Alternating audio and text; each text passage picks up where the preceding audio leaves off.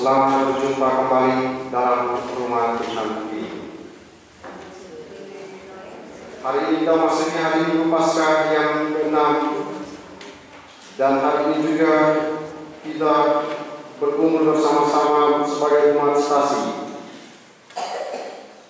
Santo Antonius Padua pagi saja kita merayakan hari ulang tahun stasi,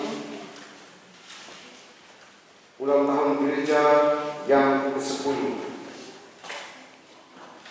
Kita berdoa semoga dengan ulang tahun pada hari ini gereja ini semakin bertumbuh dan berkembang, baik secara kualitas maupun secara kuantitas. Semoga kita semua menjadi orang-orang yang sebagaimana kita dengarkan dalam bacaan pertama nanti, kita seperti para murid pergi mewartakan Kristus, sehingga semakin banyak orang mengenal, mencintai, dan mengikuti Kristus. Demikian juga kehadiran kita di tengah-tengah masyarakat menjadi sebuah kesaksian, sehingga semakin banyak orang pula melihat wajah Kristus lewat tugas dan pelayanan kita, sehingga semakin banyak orang pula mendekati gereja ini, semakin banyak orang pula menjadi murid Kristus. Marilah saudara-saudari terkasih, kita mengawali perayaan suci dan syukur ini dengan pertama-tama menundukkan diri di hadapan Tuhan, menyesali akan setiap dosa dan kelemahan kita, seraya memohon kepada Tuhan supaya pantas merayakan misteri suci ini. Kita ungkapkan kesalahan tobat kita dengan berdoa bersama-sama.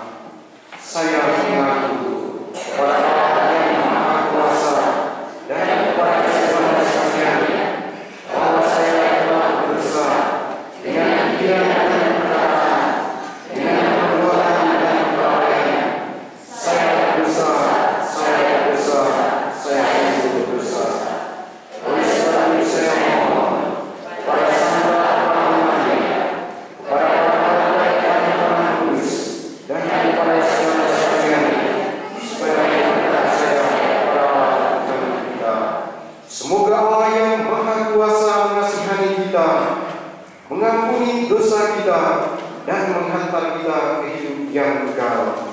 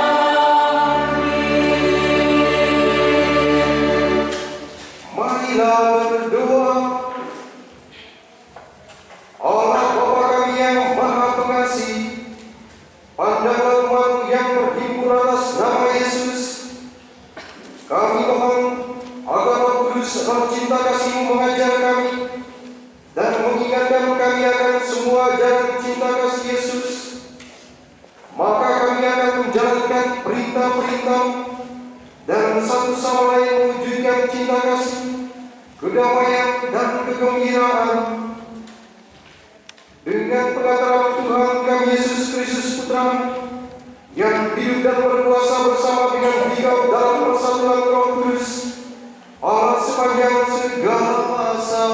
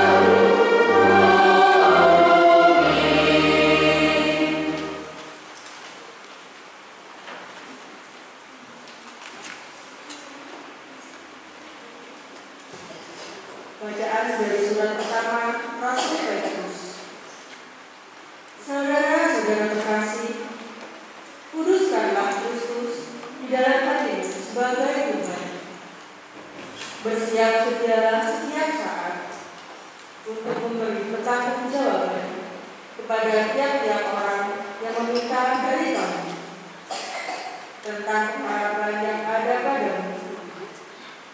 Tetapi semua itu haruslah kamu lakukan dengan lemah lembut dan kokoh, dengan hati nurani yang murni, supaya karena hidupmu yang saleh dalam Kristus, mereka yang memfitnah kamu menjadi malu karena fitnahan mereka itu. Sebab lebih baik menderita karena berbuat baik, jika hal itu dikehendaki Allah, daripada menderita karena berbuat jahat. Sebab Kristus pun telah mati satu kali untuk segala dosa kita. Ia yang benar telah mati untuk orang-orang yang tidak benar, supaya ia membawa kita kepada Allah. Ia telah hidup dalam keadaannya sebagai manusia, tetapi dibangkitkan menurut Roh. Demikianlah sabda Tuhan.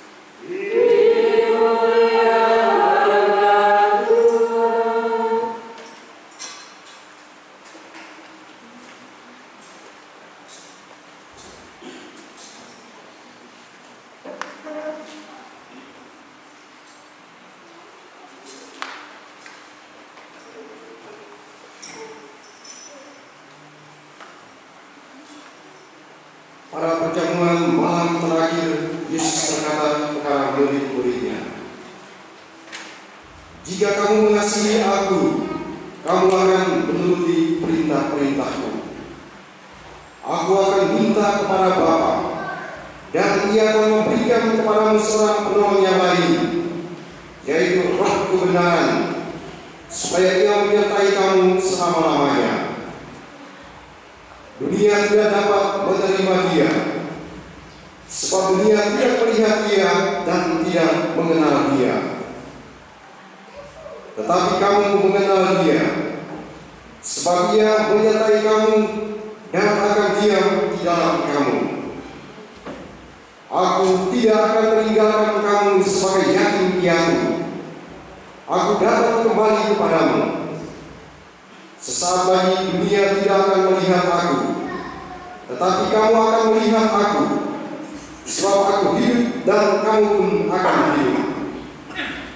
Pada waktu itulah kamu akan tahu bahwa Aku di dalam Bapa-Ku, bahwa kamu di dalam Aku dan Aku ada di dalam kamu. Siapa saja yang memegang perintah-Ku dan melakukannya, dialah yang mengasihi Aku. Siapa saja yang mengasihi Aku Dia akan dikasihi Bapakku. Aku pun akan mengasihi dia dan akan menyatakan diriku kepadanya. Demikianlah sabda Tuhan.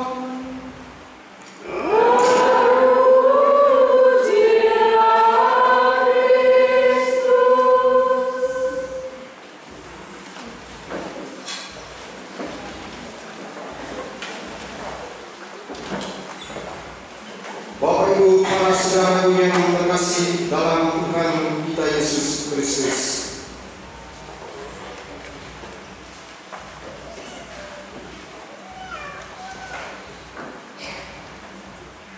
Pada waktu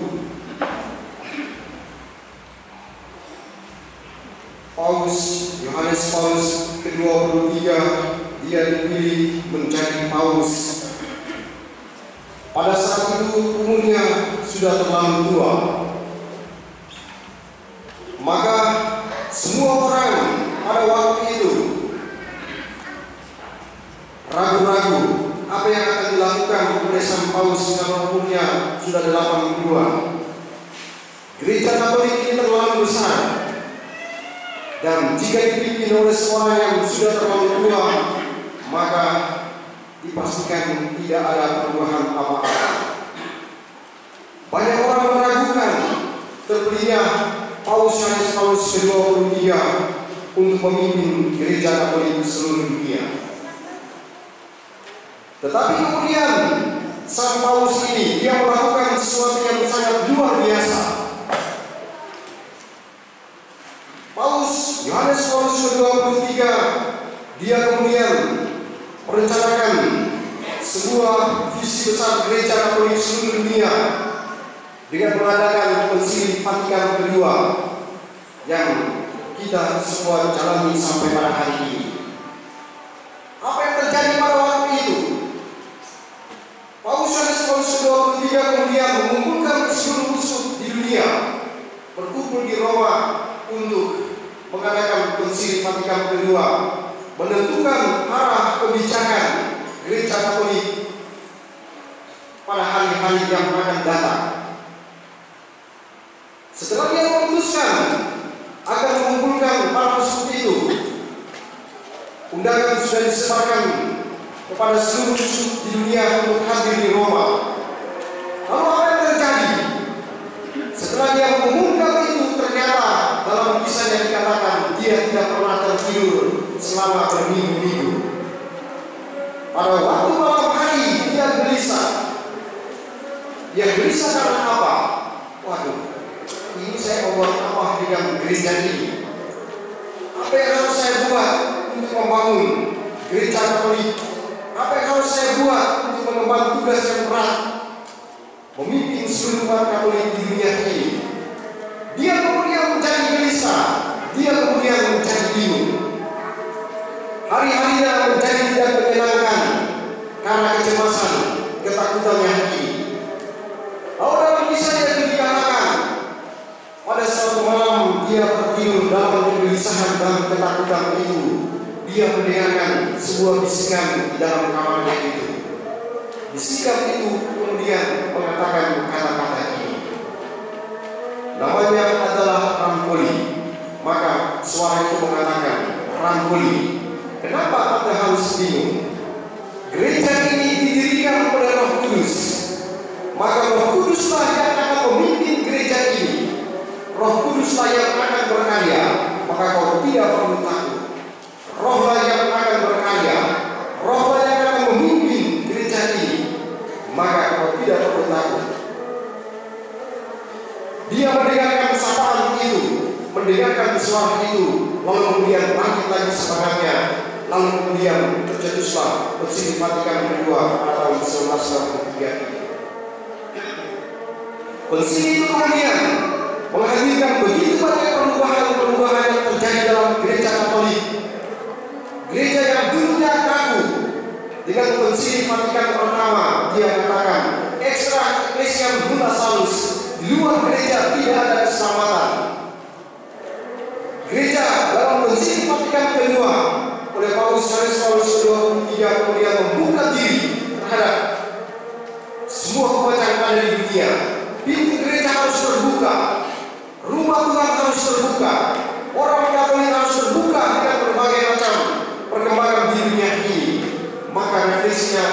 Konsili Vatikan kedua adalah Ecclesia Semper Reformanda. Gereja harus selalu membaharui diri. Maka selalu terjadi pemahaman di dalam gereja atas sebuah refleksi. Gereja merefleksikan apa yang terjadi di tengah-tengah masyarakat, lalu kemudian membuat pemahaman. Paroki merefleksikan apa yang terjadi di tengah-tengah umat, lalu membuat pemahaman untuk perkembangan umat dan pertumbuhan umat. Inilah yang terjadi sejarah perkembangan gereja Katolik yang dipimpin oleh para paus dalam Konsili Vatikan kedua sampai pada saat ini yang kita dengarkan disertai. Ada banyak goncangan, ada banyak tantangan yang dihadapi, tetapi kemudian para paus mengatakan dengan sangat tegas dan penuh keyakinan kepada setiap gereja Katolik, para pemimpin gereja Katoliknya ketika berhadapan dengan kesulitan, berhadapan dengan tantangan, selalu terdengar kata-kata yang disampaikan oleh para paus itu. Gereja ini dipimpin oleh Roh Kudus. Gereja ini didirikan atas dasar para rasul, dan Yesus sendiri yang memimpin gereja ini, maka tidak mungkin akan mengalami kehancuran. Roh yang akan memimpin, maka kesulitan pasti akan terlewatkan. Masalah akan terpecahkan karena yang memimpin adalah Roh, yang memimpin adalah Kristus. Tadi malam saya mencoba untuk membaca sejarah perkembangan gereja di Stasi Pagi Saji.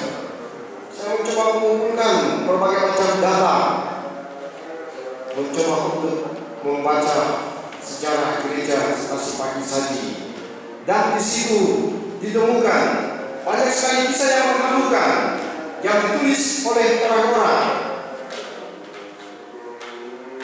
Dalam sejarah itu dikatakan dengan sangat baik bahwa pada tahun 1964 sampai 1967 itu datanglah para katekis. Mereka datang ke tempat ini untuk mengajarkan orang-orang tentang gereja Katolik. Orang-orang ini mungkin sudah tidak ada, tetapi anak cucunya mungkin masih ada. Maka di hari ulang tahun ini pantas disebutkan orang-orang ini. Ada Bapak Sampo di situ, ada Damianus di situ, ada Hartoyo di situ, ada Susilo dan lain-lain sebagainya. Mereka mungkin sudah menjadi tanah, tetapi anak cucunya masih ada.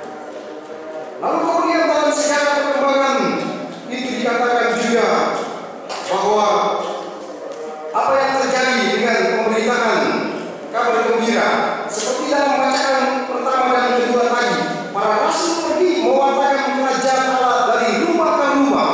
Demikian juga para katekis ini datang dari rumah, dari tempat yang satu ke tempat yang lain, berjumpa dengan orang yang satu dengan orang yang lain untuk mengajarkan iman kekatolikan di Stasi Pagi Saji di rumah Bapak Kasman. Nah, disitulah pelajaran iman kekatolikan diajarkan di rumah Bapak Kasman. Apakah Bapak Kasman di situ? Oh iya, berarti sudah tidak ada pasti dia akan bahagia karena namanya disebut oleh saya di sini. Lalu kemudian dalam sejarah perkembangan selanjutnya, orang-orang sudah mulai mengetahui gereja Katolik. Orang-orang sudah mengenal iman Kekristenan. Lalu dituliskan dengan sangat baik pula bahwa pada tahun 1967 itulah misa pertama kali diselenggarakan. Apa yang terjadi di situ? Orang-orang sudah mulai berkumpul untuk mengadakan ekaristi pada tahun 1997 untuk pertama kalinya. Dan perayaan ekaristi itu dilaksanakan dari rumah yang satu ke rumah yang lain. Berpindah dari rumahnya Bapak Kasman, kemudian berpindah lagi ke rumah yang satu, lalu kemudian berpindah lagi ke rumah Bapak Budiman. Apakah masih ada? Oh, masih ada. Berpindah ke rumah Pak Budiman. Orang berdoa di situ, lalu berpindah dari rumah yang satu ke rumah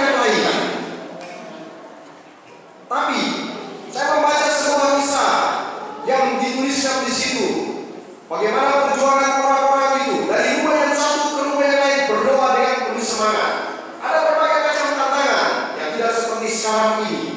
Sehingga kalau bisa, ayo kita bisa di mana? Mau di grup, langsung semua orang kumpul. Hei, sejauh itu tidak ada. Jadi orang itu mau bisa, mereka pusing 7 keliling. Tanya, itu bisa di mana? Dan nanti satu orang itu dia pergi ke stop yang di sana. Hei, nanti bisa di rumahnya Pak Kasman. Oh, nanti bisa di rumahnya Pak Budiman. Jadi ada orang, saya sudah membuat proses, ada satu anak yang selalu pada waktu itu disuruh-suruh, nanti kamu pergi beritahu di sana. Bisa minggu depan itu, bulan depan di rumahnya siapa apa siapa. Ada satu anak kecil yang dia selalu bawa sepeda motor, lalu dia berkeliling orang-orang pada waktu itu. Oh, iya, benar ya ternyata. Oh iya, saya lupa persis namanya siapa, tapi ternyata itu. Jadi orang, ternyata beliau masih ada. Kalau itu kasih tahu kepada orang lain bisa ada di situ. Nah inilah perjuangan orang-orang pada waktu itu. Lalu kemudian orang-orang ketika berdoa dari rumah yang satu ke rumah yang lain, mereka mengharapkan supaya lebih baik kita punya satu rumah gereja yang bagus sehingga kita bisa berdoa dengan baik dan tenang daripada kita pindah rumah yang satu ke rumah yang lain, tidak jelas alamatnya di mana, tidak seperti sekarang ada Google Map. Nah ini orang pusing, rumah yang satu muncul sana, satu di sana, lalu kemudian tidak ada komunikasi sehingga ada kesulitan. Tapi orang-orang pada saat itu berjuang untuk senantiasa berdoa, walaupun misalnya 1 bulan 1 kali mereka tetap semangat. Lalu kemudian mereka bersemangat supaya mendirikan gereja. Saya tidak tahu ini benar atau tidak, nanti dikoreksi. Lalu kemudian di tahun-tahun itu kemudian orang-orang berusaha untuk mendirikan gereja. 2002, 2004 itu sudah mulai direncanakan pembangunan gereja. Gereja kemudian dibangun dan misa pertamanya pada tanggal 25 Desember tahun 2006. Saya sudah lupa ingat tadi catatannya ketinggalan di belakang tahun 2006 dengan berbagai roh yang memimpin pada saat itu. Tapi kemudian di 2013 kalau tidak salah itu gereja ini sudah mulai direnovasi dan diperbaiki secara baik dan benar dan kemudian diresmikan. Apakah benar? Ya, akhirnya itu tadi baru 10 tahun. Tapi sejarahnya sangat panjang dan ada banyak kisah yang dituliskan oleh orang-orang. Ada tulisan-tulisan pendek-pendek dari orang saya kumpulkan, mengisahkan bagaimana pengalaman perjuangan mereka untuk tetap berdoa walaupun ada banyak kesulitan, banyak tantangan. Mendirikan gereja ini saja penuh dengan kesulitan karena harus izin sana, izin sini. Tapi ada satu orang dia tulis, dia mengatakan bahwa kalau kita melakukan ini dengan iman yang kuat, percaya teguh kepada Tuhan, maka Tuhan pasti akan membukakan jalan sehingga izin akan diberikan. Lalu orang-orang ini dengan semangat iman yang besar inilah kemudian mendapatkan izin dan kemudian mendirikan gereja yang sangat indah yang hari ini kita generasi-generasi penerus ini tinggal duduk dan menikmatinya. Nah itulah sejarah perjalanannya. Banyak refleksi yang disampaikan di situ.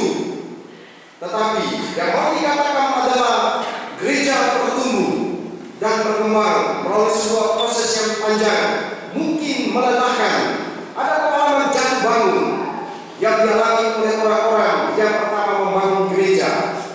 Tapi ingatlah tadi Paus Yohanes 23 mengatakan gereja ini didirikan oleh Roh Kudus. Roh Kudus yang memimpin, maka badai itu pasti akan berlalu.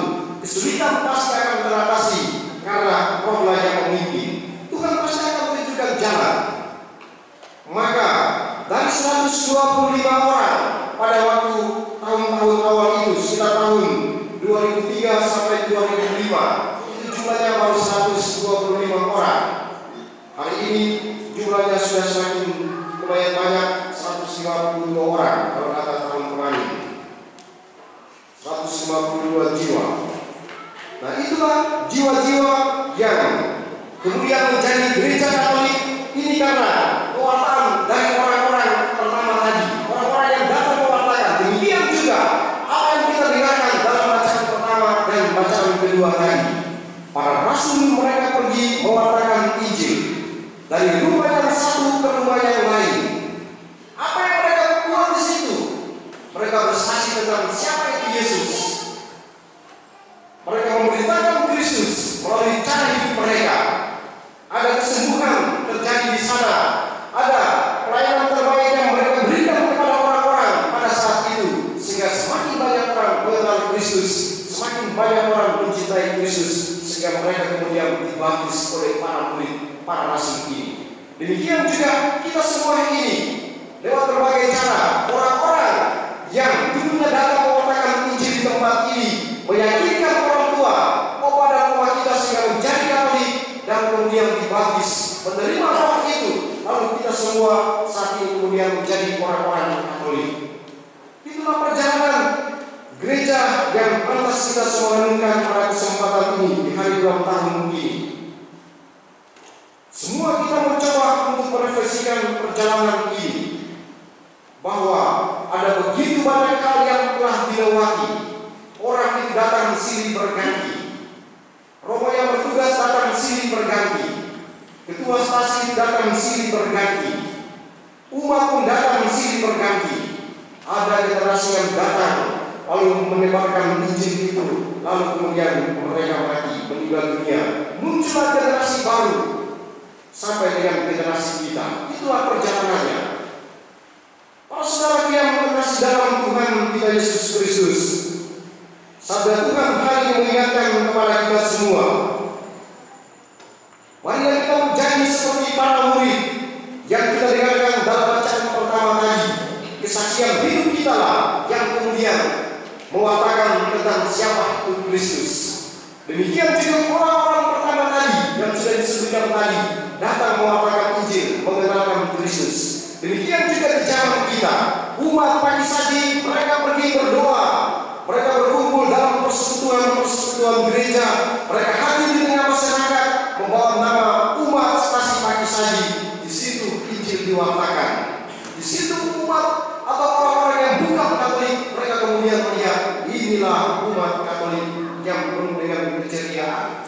Inilah umat Katolik yang dipenuhi dengan sukacita dan kegembiraan. Inilah umat Katolik yang selalu menolong. Inilah umat Katolik yang selalu mengutamakan kebersamaan di atas segala-galanya. Kesaksian hidup umat di zaman ini ada sekalian yang kita bisa melihat secara nyata dalam kehidupan berpastoral, dalam kehidupan umat. Kita bisa menemukan kehadiran Anda di tengah-tengah umat yang lain, memberitakan Kristus, sehingga banyak orang kemudian melihat cinta yang Anda tampilkan. Banyak orang kemudian melihat senyuman, perbuatan baik yang umat pagi saja tampilkan, sehingga wajah Kristus kemudian diperkenalkan di sana. Di hari ulang tahun ini kita semua berdoa, semoga kehadiran kita seperti para murid, kehadiran kita seperti para rasul, menghadirkan cinta, menghadirkan kasih, sehingga semakin banyak orang mencintai dan mengikuti Kristus. Memang banyak penderitaan, memang banyak masalah yang dihadapi di dalam gereja. Kita tanyakan kepada para ketua stasi, Pantario sampai yang berikut dulu-dulunya. Dalam menjadi ketua stasi pasti banyak persoalan, banyak tantangan, banyak penderitaan. Tapi Rasul mengatakan dalam bacaan kedua dengan sangat indah, lebih baik menderita karena berbuat baik daripada bahagia tapi berbuat jahat. Nah, inilah yang dialami oleh kita sekalian dalam menunggu kebaikan gereja ini. Banyak orang menderita, banyak orang mungkin sakit, banyak orang mungkin kecewa, banyak orang mungkin putus asa. Tapi sabda Tuhan hari ini dia bilang, lebih baik kita menderita karena sebuah perbuatan baik daripada kita tertawa, kita bahagia, tetapi sebetulnya kita melakukan sebuah perbuatan yang tidak baik. Nah, inilah iman yang harus kita pegang teguh. Inilah ajaran terpenting yang pantas kita semua teladani dari para rasul pada kesempatan ini. Melayani gereja itu banyak penderitaan. Melayani gereja pasti berhadapan dengan begitu banyak kesulitan. Saya yang melayani Anda harus menderita, harus dari kepanjang menuju ke sini. Hujan pun harus tetap jalan, karena misa itu harus jam 6. Maka mau tidak mau saya harus berangkat. Mau hujan mau panas tetap berangkat. Nah, butuh sebuah ketekunan, butuh sebuah keberanian. Dan hari ini sampai Tuhan katakan, inilah penderitaan yang dialami oleh para pelayan. Tapi penderitaan itu akan menjadi indah ketika dilakukan dengan penuh keterbukaan, dilakukan dengan penuh kesetiaan. Saya kita semua dalam berbagai cara kita melayani Tuhan, menjadi pemazmur, menjadi lektor, menjadi dewan disaksi, menjadi pengurus di rukun. Kita semua adalah orang-orang yang lewat berbagai cara menjadi pelayan dalam gereja ini. Marilah kita semua memiliki semangat seperti orang-orang dalam bacaan pertama dan bacaan kedua tadi. Semangat pengorbanan, memberikan yang terbaik untuk pertumbuhan umat, pertumbuhan gereja. Karena yang kita lakukan itu adalah bekerja untuk Tuhan.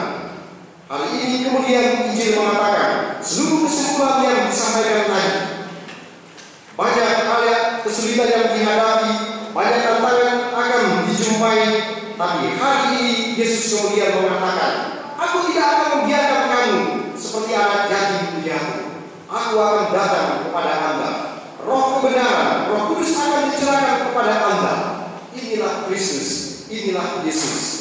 Dia tidak akan membiarkan kita sebagai anak yatim piatu, tetapi Dia akan tetap menjadi sahabat kita. Dia akan menjadi teman kita. Dia akan menjadi penolong kita.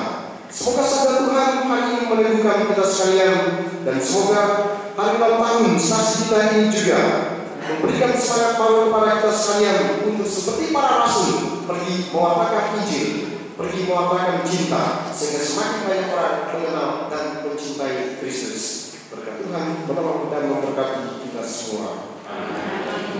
Kita bangkit berdiri setelah mendengarkan sabda Tuhan, mengungkapkan iman kepercayaan kita. Aku percaya akan Allah.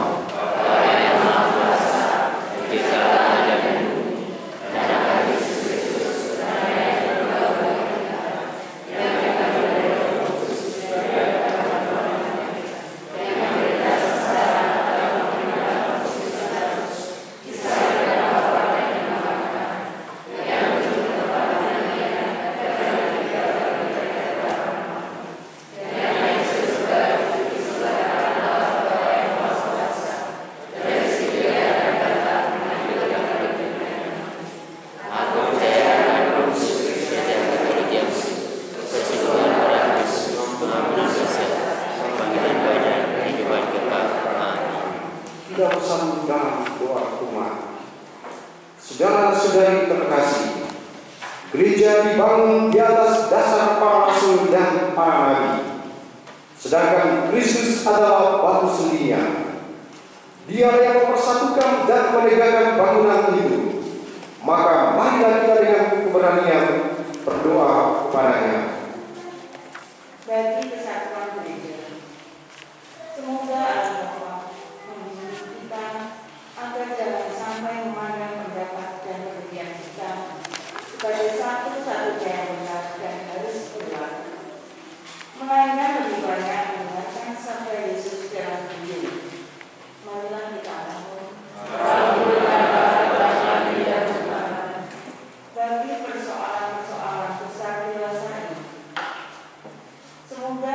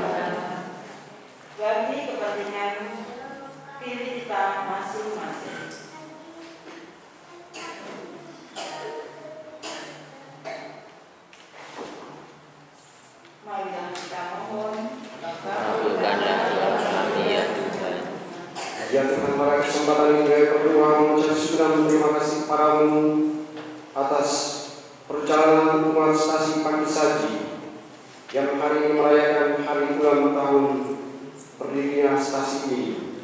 Semoga Engkau ya Tuhan senantiasa menjaga, melindungi, dan memberkati semua umat stasi Pagi Saji dimanapun mereka berada.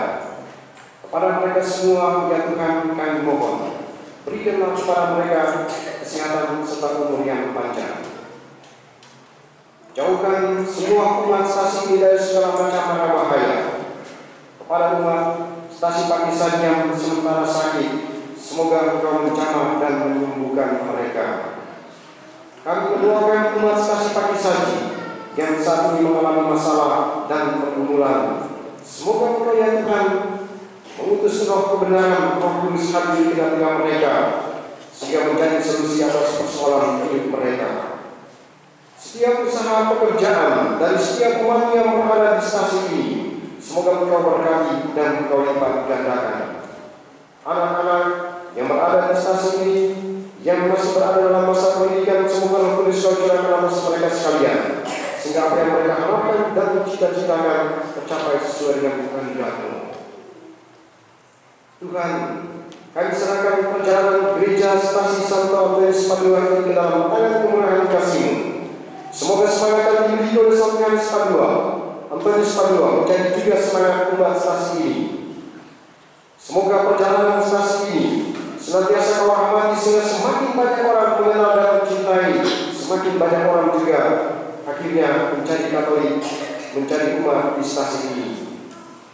Kami juga ingat dan berdoa kepada-Mu ya Tuhan, kepada setiap orang yang berjuang, setiap orang yang bekerja, membangun dan menumbuhkan stasi yang telah meninggal dunia. Semoga Engkau ya Tuhan mengampuni segala dosa dan salah para umat kami yang telah memanggil menghadap hadirat-Mu. Ampuni segala dosa dan salah mereka, dan anugerahkan istirahat dan kebahagiaan yang kekal. Kami mohon. Kabulkanlah doa kami ya Tuhan. Ya Bapa, inilah doa dan permohonan kami, dengarkan dan kabulkan karena Kristus Tuhan dan perantara kami. Amin. Kita lanjutkan persiapan persembahan.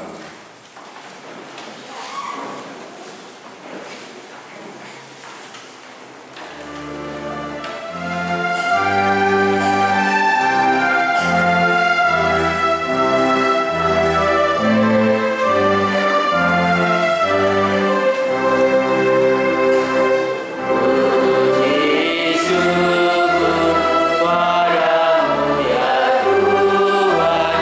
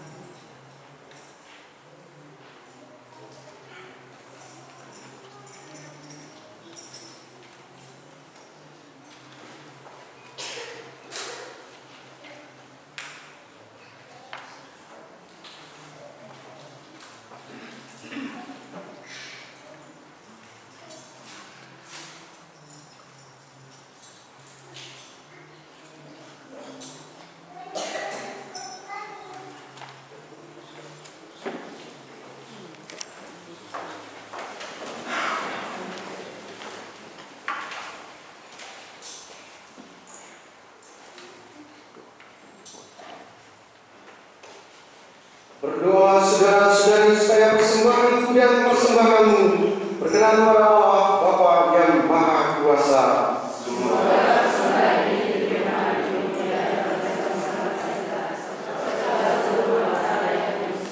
Allah Bapa sumber kesucian kami, terimalah dengan rela doa dan persembahan kami ini. Engkau telah berkenan menyucikan kami dari segala dosa, maka berkenanlah pula membuka hati kami siap sedia menerima keagungan serta tanda-tanda cinta kasih dengan pengenalan Kristus Tuhan kami.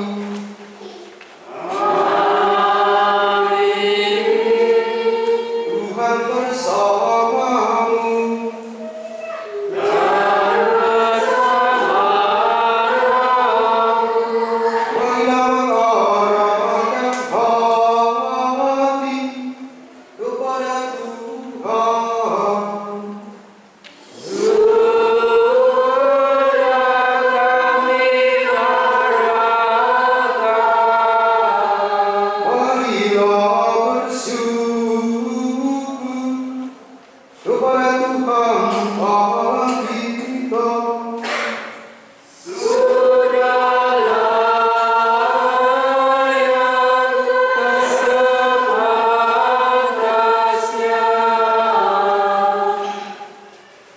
Sungguh pantas dan benar, layak dan menyelamatkan, memuji Kau setiap waktu Tuhan. Tetapi teristimewa pada masa ini, kami memuji Kau dengan lebih mulia, sebab Kristus Paskah kami sudah dikurbankan. Dengan mempersembahkan tubuhnya di kayu salib, Dia menyempurnakan kurban-kurban lama, dan dengan menyerahkan dirinya kepada demi keselamatan kami, Dia sendiri bertindak sebagai imam, altar dan anak domba. Maka dari itu, dalam sukacita Paskah yang berlimpah, seluruh dunia di atas muka bumi bersorak-sorai. Demikian juga kekuatan surga serta para malaikat mengumandangkan pada pemberian pagi-Mu dengan takun hentinya berseru.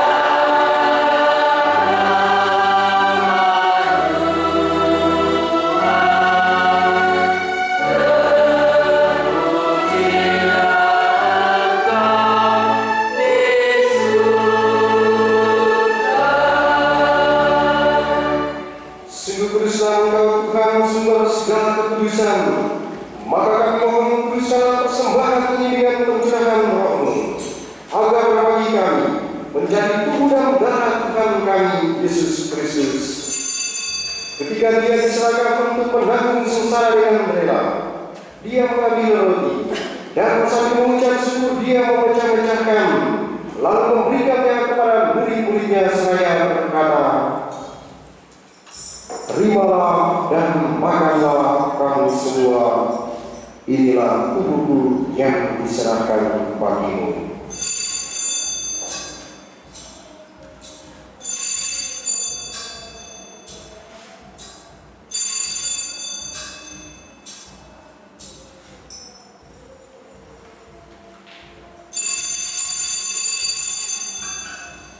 Demikian pula sesudah perjamuan dia mengambil piala. Sekali lagi dia mengucap syukur kepadamu, memberikannya kepada murid-muridnya seraya berkata, "Terimalah dan minumlah kamu semua. Inilah piala darahku, darah perjanjian baru dan kekal, yang ditumpahkan bagimu dan bagi semua orang demi pengampunan dosa. Lakukanlah ini sebagai kenangan akan aku."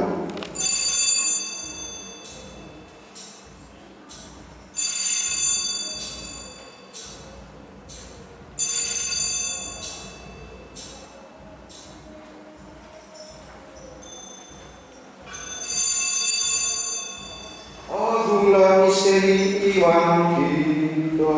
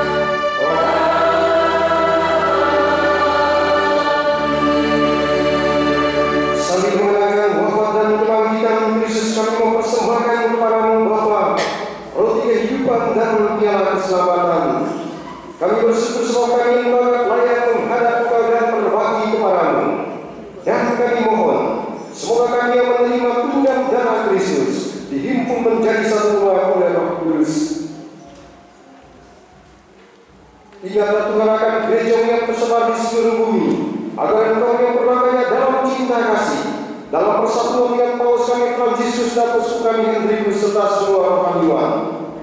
Ingatlah juga akan saudara-saudari kami yang telah meninggal dengan harapan akan bangkit, dan akan semua orang yang telah berpulang dalam kerahiman-Mu. Terusnya membasahi bagi saja yang telah meninggal dunia, terimalah mereka dalam cahaya wajah-Mu. Kami mohon, kasihanlah kami semua, agar kami dapat terima dalam kebahagiaan abadi bersama Santa Perawan Maria Bunda Allah, Sang Yosef Pelayan, para rasul dan semua orang kudus sepanjang masa yang hidupnya berkenan kepadamu. Semoga kami tetap berkenan terus serta memuji dan memuliakan Dia dengan keterangan Yesus Kristus Putra-Mu. Dengan keterangan Dia bersama Dia dan dalam Dia, bagi Allah Bapa yang Maha Kuasa, dalam persekutuan dengan Roh Kudus segala hormat dan kemuliaan sepanjang segala masa. Amin. Atas petunjuk penyelamat kita dan menurut ajaran Nabi, maka beranilah kita berdoa. Bapa kami yang ada di surga,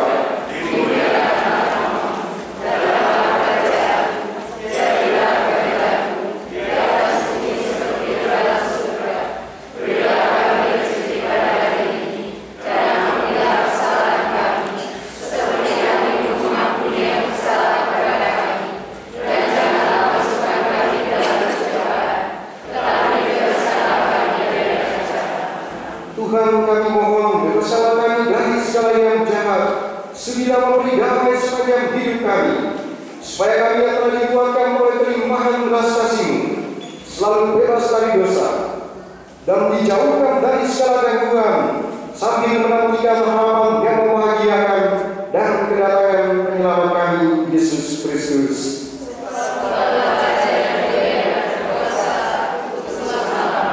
Tuhan Yesus Kristus telah bersabda kepada para rasul-Mu, damai-Ku tinggalkan bagimu, damai-Ku berikan kepadamu.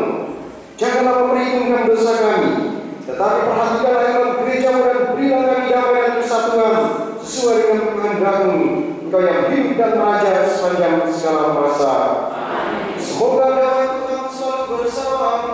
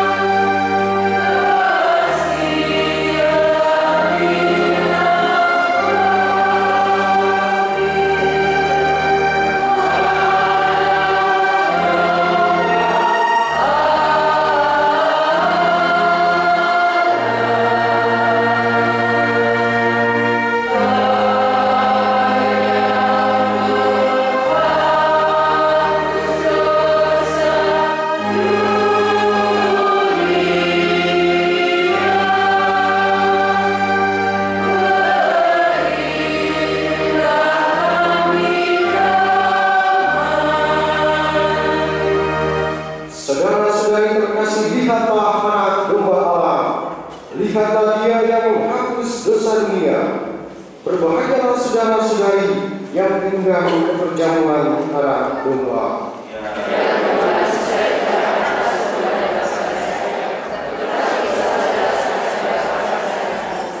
Dan darah Kristus.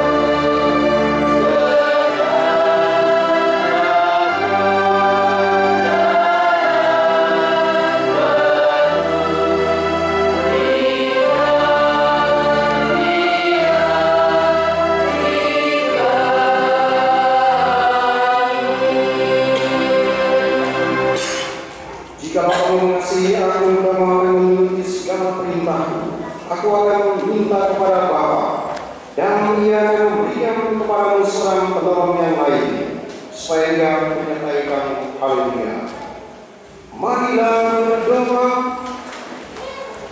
Allah Bapa yang Maha Kuasa dan Kekal, berkat kebangkitan Kristus Engkau memulihkan kami bagi hidup abadi. Semoga rahmat Paskah semakin dapat dalam hidup kami dan memberi kami kekuatan untuk mencapai keselamatan kekal dengan pengajaran Kristus Tuhan kami.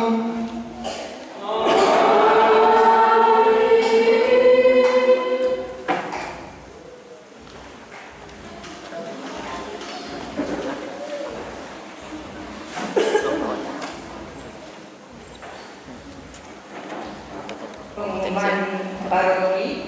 Sekalian, terima kasih untuk semuanya. Selamat berpesta untuk kita semua. Tuhan bersamamu. Kita sekalian umat stasiun pagi saja dimanapun mereka berada, senantiasa dijaga, dilindungi dan diberkati oleh Allah yang Maha Kuasa, Bapa dan Putra dan Roh Kudus. Amin. Saudara terkasih, pergi